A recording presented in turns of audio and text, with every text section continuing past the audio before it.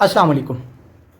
आज के इस लेक्चर में मेरा बेटा हम हल करेंगे एक्सरसाइज 9.3 का क्वेश्चन नंबर 5 और जो पार्ट हम उसका डिस्कस करने जा रहे हैं वो है पार्ट नंबर 4। क्वेश्चन नंबर 5 में वो कर क्या रहा है, आपको एक क्वाड्रेंटल एंगल गिवन कर रहा है और कह रहा है कि जितने भी ट्रिग्नोमेट्रिक फंक्शन हैं उनकी इस क्वाड्रेंटल एंगल पे वैल्यू मालूम करें। अब आप करते क्या हैं, इन क्वेश्चन को कैसे सॉल्व कर रहे हैं, आप क्या कर रहे हैं, क्वाड्रेंटल एंगल का बना रहे हैं सबसे पहले कोटर्मिनल एंगल। जब कोटर्मिनल एंगल आ जाता है तो किसी भी ट्रिग्नोमेट्रिक फंक्शन की वैल्यू जो है ना वो सेम होती है इन दोनों एंगल्स पे। मतलब बात करने का मतलब ये है कि जो आंसर साइन -9/2 का होगा वही आंसर इसके कोटर्मिनल एंगल का होगा। तो चलिए जी, सबसे पहले हम इस क्वाड्रेंटल एंगल का कोटर्मिनल एंगल बनाने की ट्राई करते हैं। अब ये था ना -9/2 हम क्या करेंगे, ये जो -9 है उसको अलग लिख देंगे और π/2 को अलग लिख देंगे। इतना करने के बाद आप क्या करते होते हैं, आप -9 की जगह पे 2 नंबर लेके आते होते हैं। अब वो 2 नंबर कैसे होते हैं, वो 2 नंबर ऐसे होते हैं कि जिनको आपस में प्लस या माइनस करें तो -9 आए। और उन नंबर्स की फितरत क्या होनी चाहिए, किस फैमिली से बिलोंग करने चाहिए। पहला नंबर जो है वो आप अपनी मर्ज़ी से रख सकते हैं, इवन रख लें, ऑड रख लें, लेकिन दूसरा नंबर जो आपने रखना है वो हमेशा इवन रखना है। और स्टूडेंट गलती भी यहाँ पे करते हैं, क्या करते हैं, वो यहाँ पे इवन तो रख लेते हैं लेकिन अगला काम नहीं करते। अब वो इवन नंबर ऐसा नंबर होना चाहिए कि यहाँ पे अगर डिनोमिनेटर में कोई वैल्यू है ना उससे डिवाइड होने के बाद भी इवन रहे। अब देखिए -9 था, मैंने क्या किया, 1 - 10 कर दिया। मैं खुश हो गया कि 1 में से 10 को माइनस करे तो -9 आता है। पहला अपनी मर्ज़ी से कोई भी रख लिया और 10 आपका क्या इवन नंबर है।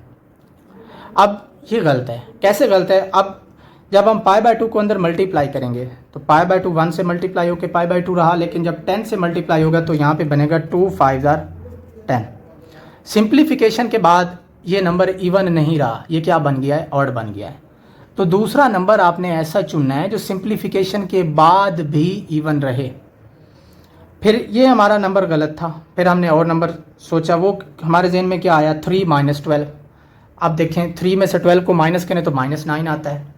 और अब देखें 12 है, अगर आप π/2 को अंदर मल्टीप्लाई करेंगे तो 2 जब 12 से डिवाइड होगा तो कितना आंसर आएगा, 6 आएगा। और 6 क्या है, हमारा इवन नंबर है। तो इसका मतलब है ये हमने नंबर सही चूज़ किया है। अब आप क्या करते हैं, π/2 को अंदर मल्टीप्लाई कर देते हैं, ये बन जाएगा 3 π/2 -12 π/2।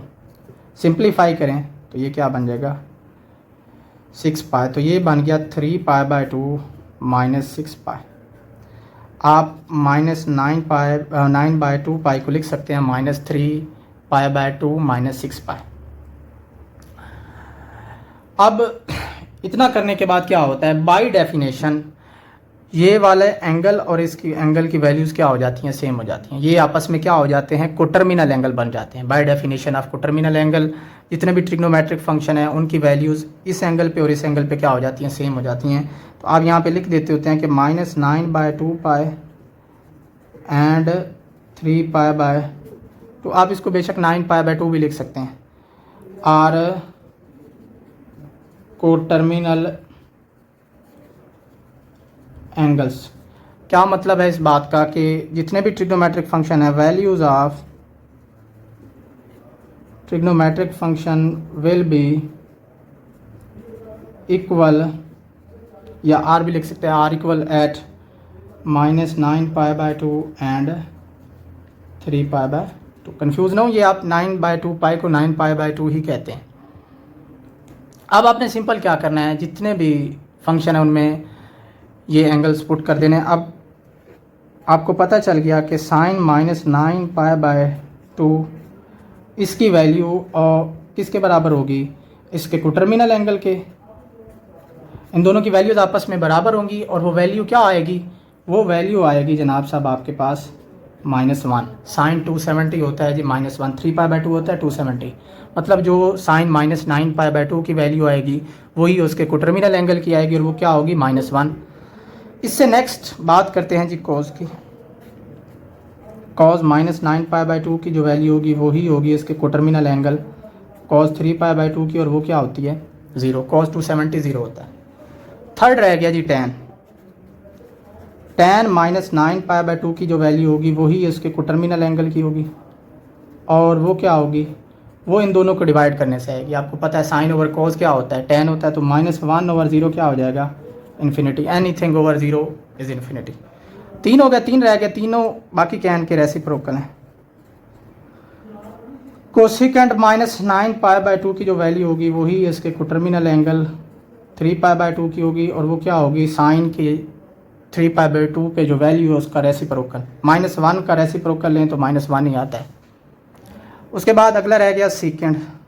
सीकेंड -9π/2 की वैल्यू जो होगी वही उसके कोटर्मिनल एंगल की होगी, बराबर होगी ना, is equal to its coterminal angle sine secant 3π/2, और वो क्या होगी, जो कॉस की 3π/2 पे वैल्यू उसको उल्टा दे, उसका रेसिप्रोकल लेंगे, 0 को उल्टा दे तो 1/0 क्या आ जाएगा, इन्फिनिटी।